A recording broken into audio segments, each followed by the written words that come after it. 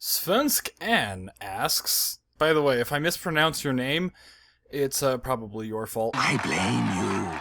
Have you ever heard of Dragon's Dogma? Yeah, I actually bought Dark Arisen, I just never played it. Mr. Sunlighter asks, what got you into MLP? So it was April 1st, 2012, and all of Season 1 appeared on Netflix. Now this has been something I'd heard about for a while, usually in the context of MLP is for fags, Adventure Time is better, no, Adventure Time is for pussies, MLP is better. So there I was, about to finish watching Rosario the Vampire on Netflix, and I think to myself, fuck it, I'll watch the Pony Show. It's April Fool's Day, what's the worst that could happen? So I ended up watching Season 1 all in one sitting, without blinking, I think. And then when it was over, I'm like, is there more? So then I went online and watched all of Season 2 that was available up to that point, which was Dragon Quest.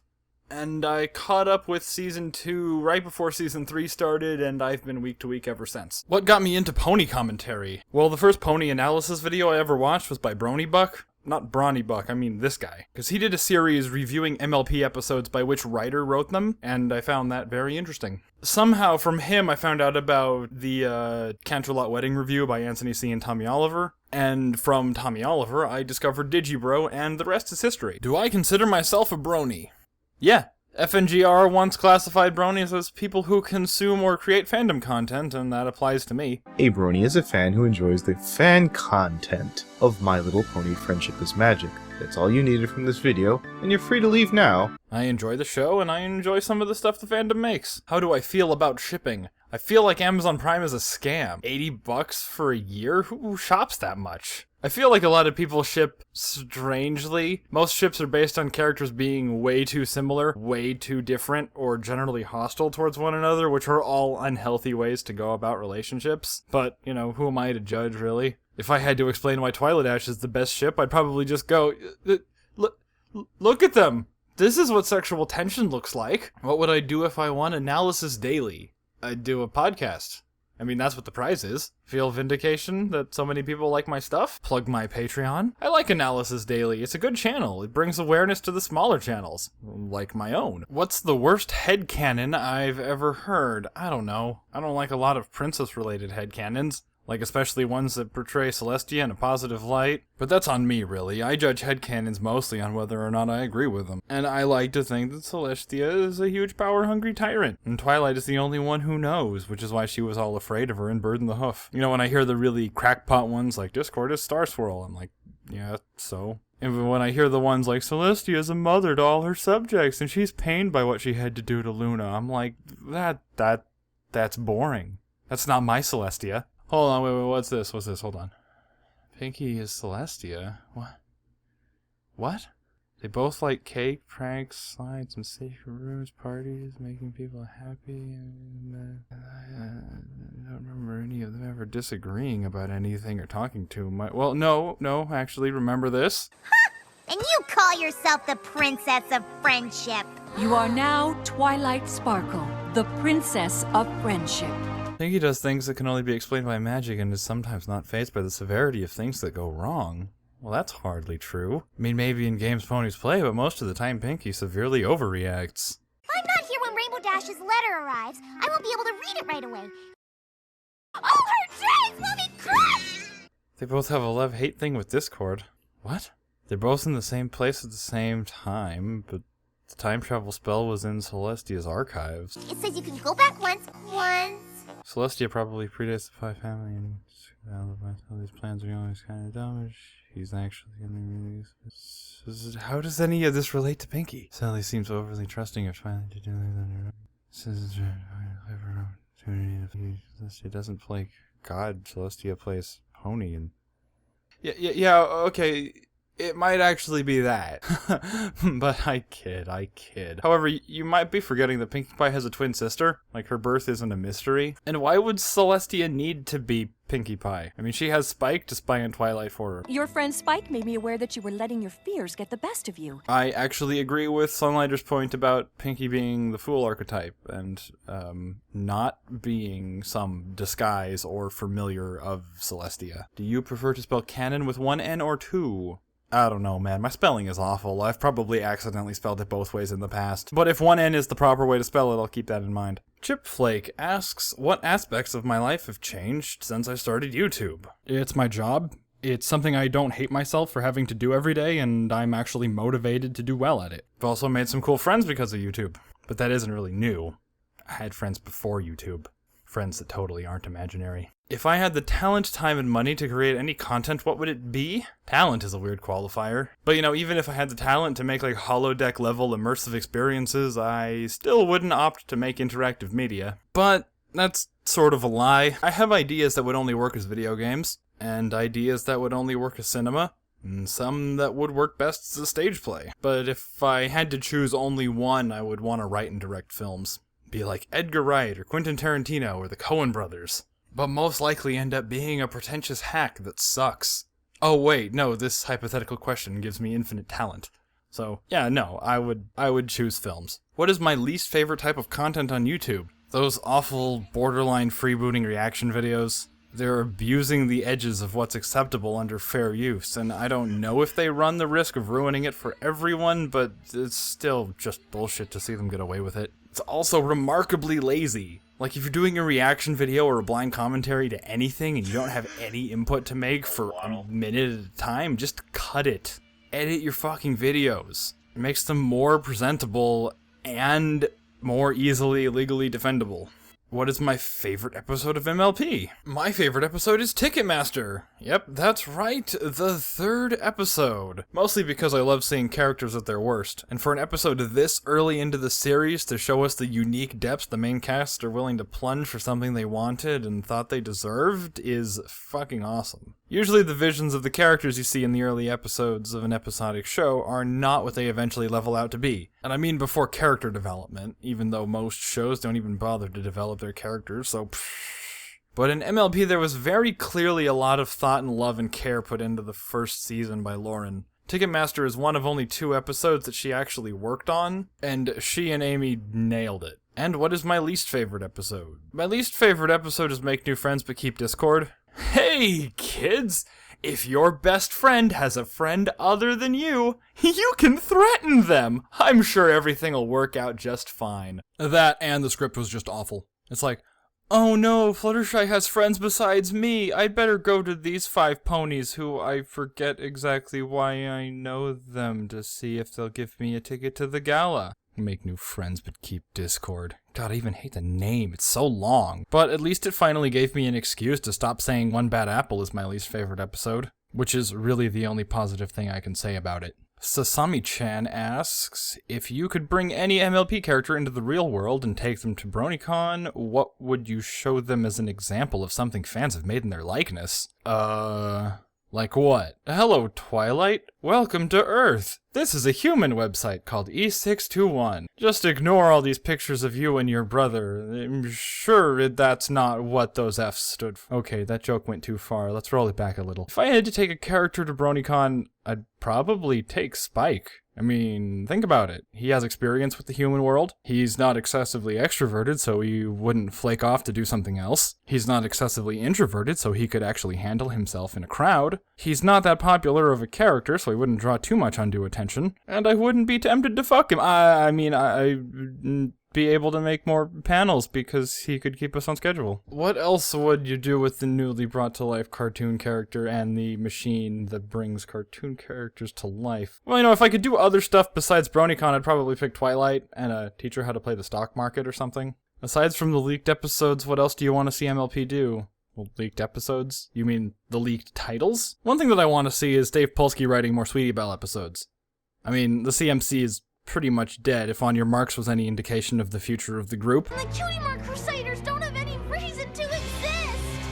So I'm pretty sure the group needs to split up. Scootaloo needs to do something, Apple Bloom needs to get therapy, Sweetie Belle should try to get into Broadway or Bridalway or whatever, only to realize that the job is way more cutthroat than she originally thought it would be. And to get ahead, she has to call upon her inner darkness from Twilight Time and for whom the Sweetie Belle toils. I'd also love to see the CMC visibly age, but that might be asking too much. If MLP or EQG had a teen or mature rating, what moral, subject, or content would I like to see them tackle? Well, if MLP had a teen rating, I'd like to see it end, because all you can really do with a teen rating is allude to maturity. But if it had a mature rating, I wouldn't mind seeing Rainbow Dash come out of the closet. Or maybe Zecora could get lung cancer and have to sell Poison Joke to pay for her treatment, but then she would need help from one of her former students to move the product, but eventually they'd need to move greater volumes, so then they'd go to the cake shop owner who has her own legitimate front and distribution channels, and then I describe the rest of Breaking Bad. Hepsi asks, what do you think about Second Stage Turbine Blade and In Keeping Secrets? In my opinion, Coheed and Cambria got better with each album from 2002 to 2007, where they peaked with No World for Tomorrow. You're the Black Rainbow wasn't as good, but I still liked it very much. And then everyone told me they just fell off a cliff with Aftermath, so I didn't listen to it. I only listened to one song from Colors Before the Sun and hit a blue.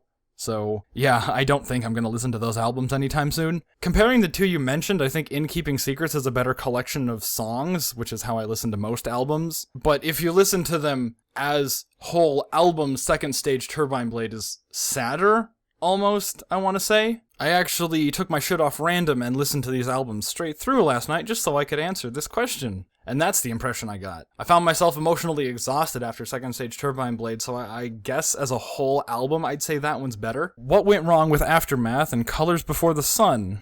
Well, I only know this because I listened to Digibros, but Claudio got older and richer, and he has a kid now, and I guess he's just not as good at channeling happiness into good art. Where's the appreciation for good Apollo? Critics, man. Critics never got nothing nice to say, man. I mean, their best song, Feathers, didn't place in any of the charts. So what's up with that? Do you even lift? Is this lifting enough for you?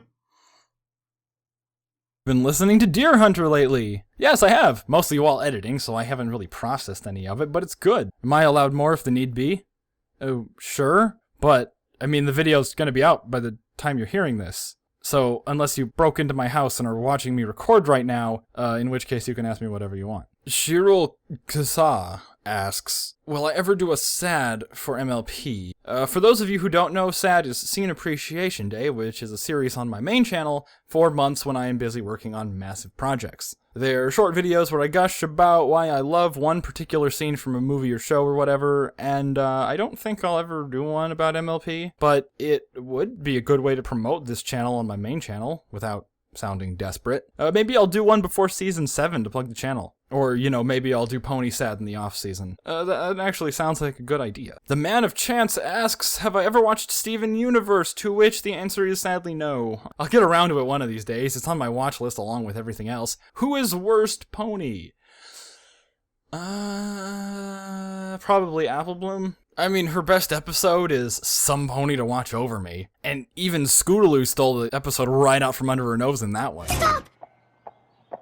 No time for a song! AB has always been like the de facto leader of the group, but in Season 4 when Polsky sort of pulled that magnificent shit and made Sweetie Belle the center of the group, it drew attention to how lame Apple Bloom actually is. I'm the captain now. After Crusaders of the Lost Mark and fucking On Your Marks, she's only got one string to her bow, and that string isn't even relevant anymore. I mean, I thought she had the potions thing going for her, but I guess not. Maybe someday I'll have to try for something new that's just for me. Death Alchemist asks, as a content creator, who are my biggest influence? Obviously, hopefully obviously, Mr. Plinkett from the Red Letter Media videos. He's the guy that showed me that reviews could be cool, and even better than the thing they were reviewing. Now some people might think YMS or Demolition D, but I only found out about them from being compared to them over and over again. Another big influence was Digibro, and believe it or not, Dr. Wolf. Plinkett showed me that reviews could be great, and Digibro showed me that reviews could be great without massive over-the-top production.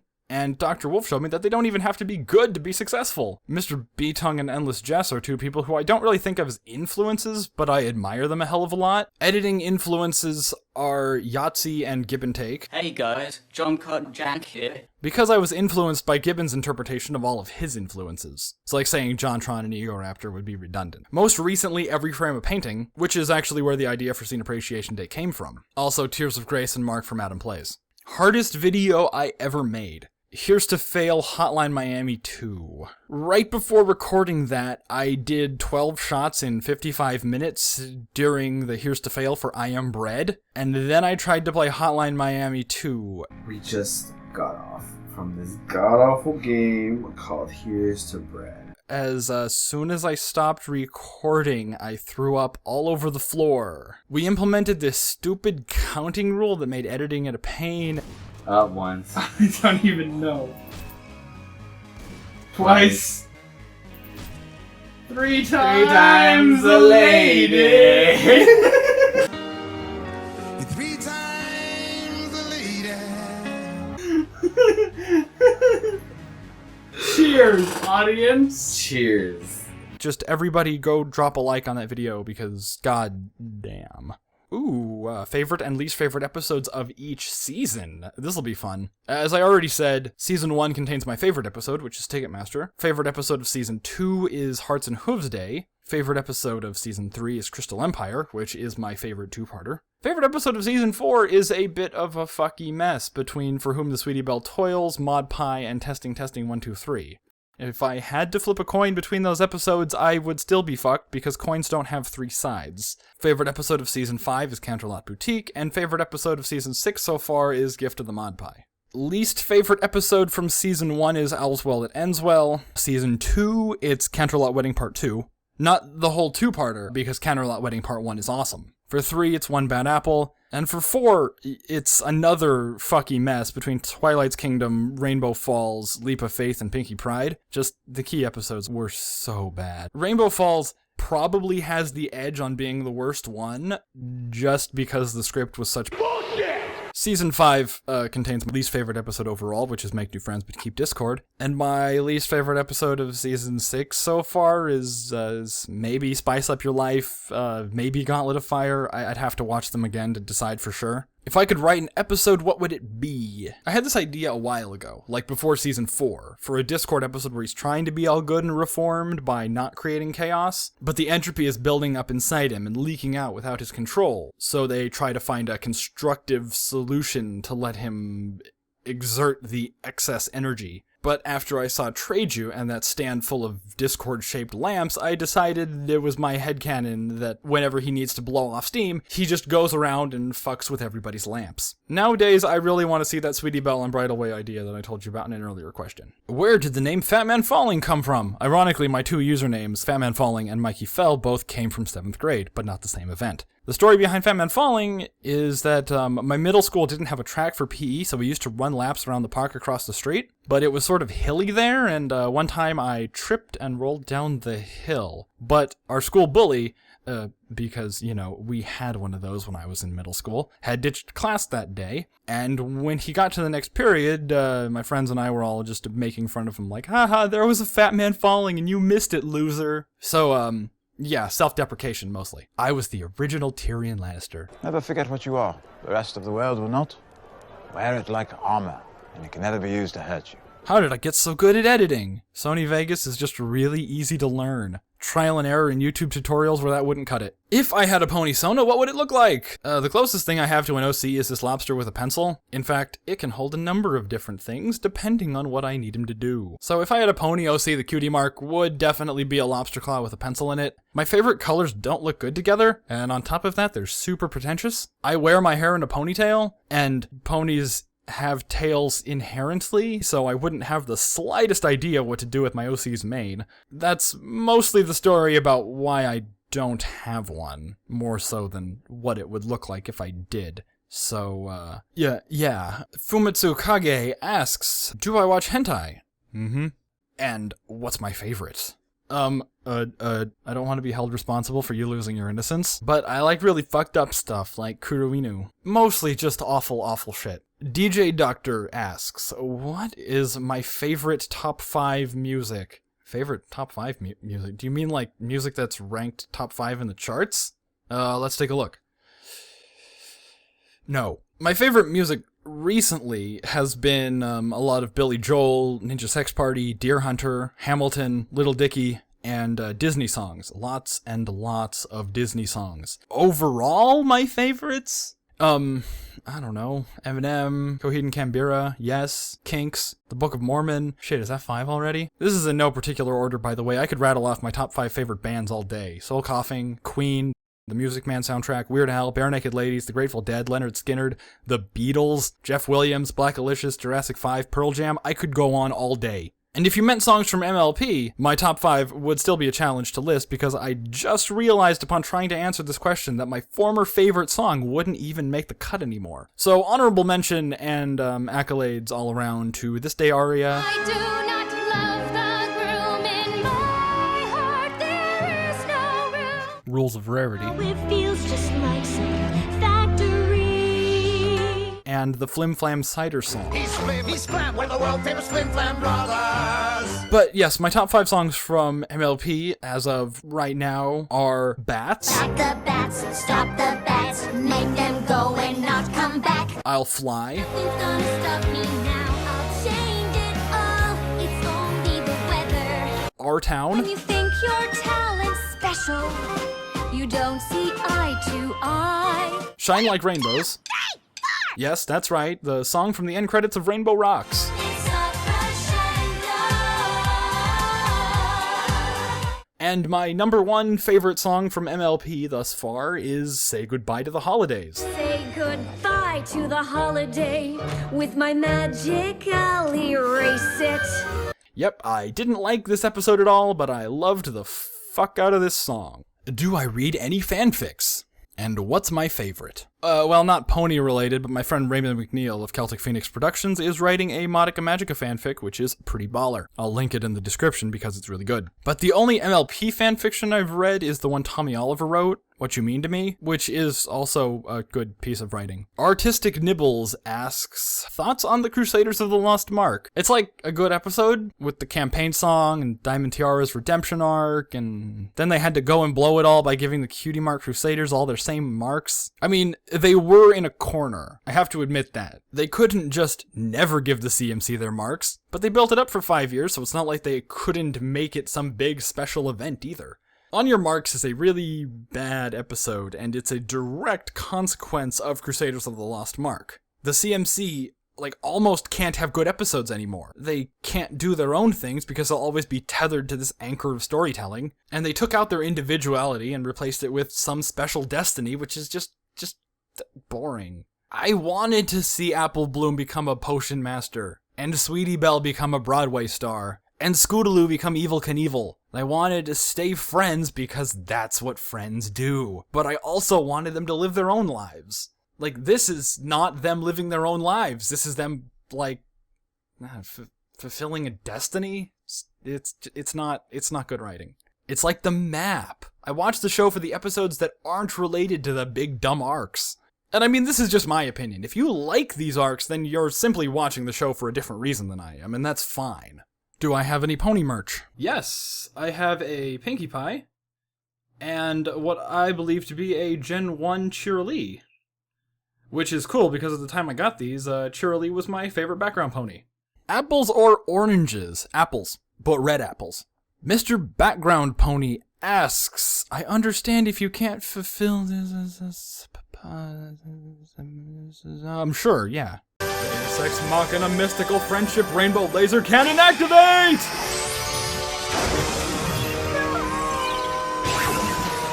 Graphic novels? Sadly no. Audiobooks? Only Yahtzees. Stairs versus escalators versus elevators? Escalators. Who would win in a fight between RoboCop and Terminator? Just because RoboCop is cooler doesn't mean he'd win in a fight. Favorite flavor of ice cream? Chocolate chip. Favorite Pinkie Pie quote? And you call yourself the Princess of Friendship. Which member of the main cast is most deserving of a spin-off? Sweetie Belle, so long as Dave Polsky writes it. I understand that you have issues with Slice Up Your Life, but wouldn't the second half of the season being more of that episode mean more opportunities for Pinkie Pie episodes? Technically, yes, but it would also mean less opportunities for Sweetie Belle episodes, so it's not worth it. What superpower has the most potential to go horribly wrong? The Midas Touch. Fedora or Trilby? Tiny, sparkly, jaunty top hat. Which of the main 6 best mirror the personalities of the team from RWBY? Well, obviously, Nora would be Pinkie, Lai Ren would be Gummy, and has anyone else noticed how, Sun is the anti-Celestia? But with the help of my friends, I'm sorry, Princess Twilight, but you must keep your new abilities a secret. That's dumb. You should always get friends involved. Weiss is some ungodly combination of Diamond Tiara and Twilight. Yang is bulk biceps. Ruby is, Sweetie Belle. Blake is Spike. Ozpin is Celestia. Jean is, some unholy mashup of Apple Bloom and Rarity, I guess. Torchwick is Trixie. Cinder is Chrysalis. And I don't think Ruby has an equivalent to Fluttershy. Chimichurri or Chimichanga? Well, if you're talking about a chimichurri, then that. But if a chimichurri is a regular chimichanga with cherries in it, I'd have to go with the regular chimichanga. Chimichurri Changa! No! Make it stop! Make it stop! Mr. Background Guy asks favorite childhood cartoon, Pinky and the Brain. What Cartoon Network shows aren't worth my time? I don't know. I generally have a positive opinion of all the Cartoon Network shows. Even Teen Titans Go, which everybody hates except for me. Wait, is that Powerpuff Girls reboot still running? Or did it get canceled? Current favorite film, Shaun of the Dead. Feelings about fandoms. You should never let a fandom ruin how you feel about something. Currently, there are only 2 fandoms that I interact with at all. The MLP fandom, which I'm, pretty positive about, and the RWBY fandom, which is full of Philistines. But I don't really participate in fandoms that much. How much money did I save with Geico? None. I don't have a car and thus have no need for insurance. What editing software do I use? Sony motherfucking Vegas Pro 13, bitch! I just recently upgraded after I hit 1,500 subs on my main channel. And it was on Steam sale, that didn't hurt at all. Do you chew gum? No. Do you ever plan on watching earlier generations of MLP? No. My ideas on the concept of Mary Sue. My ideas on the concept, huh? It's a bad idea to write a character without flaws. You know where the term came from, right? It was an author insert character from a Star Trek fanfiction? Do you mean how do I feel about using the term Mary Sue as a criticism? Because I know a lot of people have problem when critics or reviewers say that term. But I don't see a problem with it if it's applicable. My thoughts on Don't do it. I know I'm not going to stop anyone, but I'm sick of adaptations and remakes, and we just need to go 10 years without an adaptation, a remake, a sequel, or a franchise installment. Do you think the season 4 finale should be banished to the sun forever and never spoken again until 1,000 years have passed? No. I'd rather just do whatever it took to end the map arc and never start another season-long arc ever again. My thoughts on Pokemon. If they ever released a Pokemon game where I could catch every single one of the buggers, I would buy it. Because Pokemon was really like my whole gaming childhood. I got a Game Boy and Pokemon Red back in like 96 or 97. And I played all the Pokemon games up through Ruby and Sapphire, and then I stopped buying handheld consoles. But now there are something like 800 Pokemon, and I would play a game where I could catch every single one of them, but they're never gonna make it, are they? Also, slightly related, Pokemon is the subject of the best YouTube video ever made. Pokemon is a lot like life. So, yeah. Do I like bananas? Yeah. What's my favorite alternate interpretation of a character? I quite like the skit Alicorn Days from Dawn Somewhere. Oh. What? Wait. What? Pretty much what I was thinking. So I guess the mentally advanced series version of Twilight? Outside of Ponies, however, does Heath Ledger's Joker count? Do I really look like a guy with a plan? You know what I am?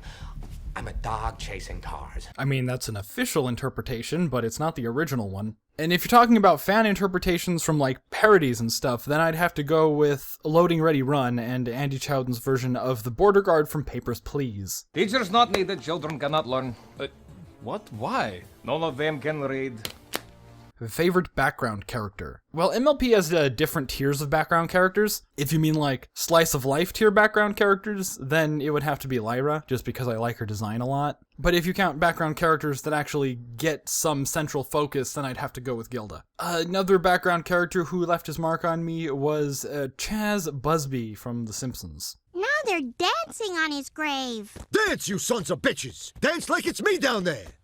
Favorite song? I already answered this question. It was Say Goodbye to the Holidays. And if I had to pick a favorite non-Pony song, I would die. Honestly, I don't think I could narrow it down to a definitive top 100 favorite songs, because my taste is so eclectic. I mean it, can you name one comparable aspect of these songs? Fuck, I'd be hard-pressed to say these are my favorite songs from their respective artists, let alone which one's my favorite overall. And this is just the first 13 songs that popped into my head. What are my thoughts on Drowning in Horseshoes / Manchild Inc.? I think Drowning in Horseshoes was the prime example of how great YouTube could be. It wasn't like the videos themselves were the content. The whole channel, the subscribers, the comment section, and the release schedule, it was all part of the Gesamtkunstwerk. Sadly, one of the videos is gone.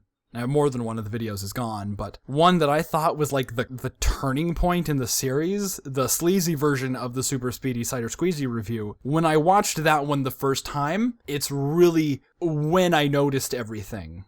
So I feel like I was a little ahead of the Horseshoe finale. I wish he would upload them to Vimeo or something like that. Yeah, the Horseshoe review is really the pinnacle of what can be done on YouTube. It was a story told so well that the audience got tricked into playing along with it without even knowing they were being manipulated. Strangest pet I've ever had. I used to have lizards. Anoles. Strangest dream I can remember. So I was trying to start my dad's truck for some reason, and it started rolling down an incline by itself, which is weird because my street isn't on an incline. So I stepped on where the brake should have been, but it sped up. So then I stepped on the other pedal, and it sped up again. And there was like a block party or something on my street, and I was just sitting behind the wheel of this big-ass truck with no brakes, so I stared it into my neighbor's fence. That was kind of weird. Strangest insult I ever received. Well, I got this one comment a while back. That's really strange. Don't know if it counts as an insult or not. But I also got this comment where somebody wrote me like a poem in the middle of this 200 long comment chain about the definition of the word pointless. Yeah. Most baffling lack of continuity despite expectations prior to watching the show? I don't know what that means. Mass Effect 3, I guess. I mean, Mass Effect 2's continuity wasn't perfect, but Mass Effect 3 took that to a whole new level where it shit on everything that had to do with player choice in the first two games. Most awkward conversation I ever had with a member of the opposite gender. In 9th grade biology class, we did labs where we had to stay after class to clean up our workstations, but it was the last period of the day, so half the class just, left one day. And I was staying behind like a good little boy to clean up my workstation, but then my teacher started yelling at all the people who were leaving and said, if you don't clean up your workstations, we won't do labs anymore. And I said, sweet, and I stopped cleaning and walked out, and my teacher told me to go fuck myself. And my immediate response was to yell back, maybe if I got somebody else to do it for me, my attitude would improve. And now keep in mind that this is the last period of the day, so everyone is outside their classrooms and they just heard me yell that at my teacher. Wumble Pipsky asks, in a perfect world as a YouTube critic, what influence would you like to see your little tidbits of analysis have? Honestly, if the people that make the stuff I'm reviewing were influenced by what I was saying, that would be amazing. But it's not like I'm going into this with the intention of, those hacks who write MLP will stop making shitty MapQuest episodes if I rip this episode a new one. No, I ultimately just would like to entertain people. Maybe teach some people that it's cool to think analytically, give aspiring creators examples of how good and bad writing practices are implemented in certain shows by, pointing them out. I've already got a lot of comments from people telling me that my videos have helped them figure out how to write their own stories better. And right under the wire, Joe Brown asks, what got me into making YouTube content? Digibro, mostly. I already answered this question. Mostly the fact that if I get good at YouTube, it could be my real job. YouTube is the job of pretty much everyone I follow. Am I okay with people making animations of my content? Yes, absolutely. I encourage it. Please do. How long do I see myself making YouTube content? Until I die.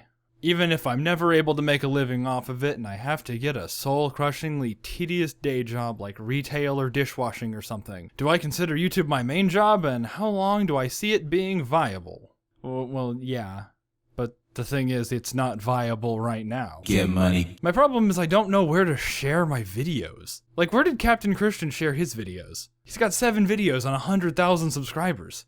It can't only be because his thumbnails are beautiful. He just knows where to share them in order to get 300,000 views. Not saying anything bad about him. He's great and he deserves the success, but where is this magic portal that him and Nerdwriter are sharing their videos through?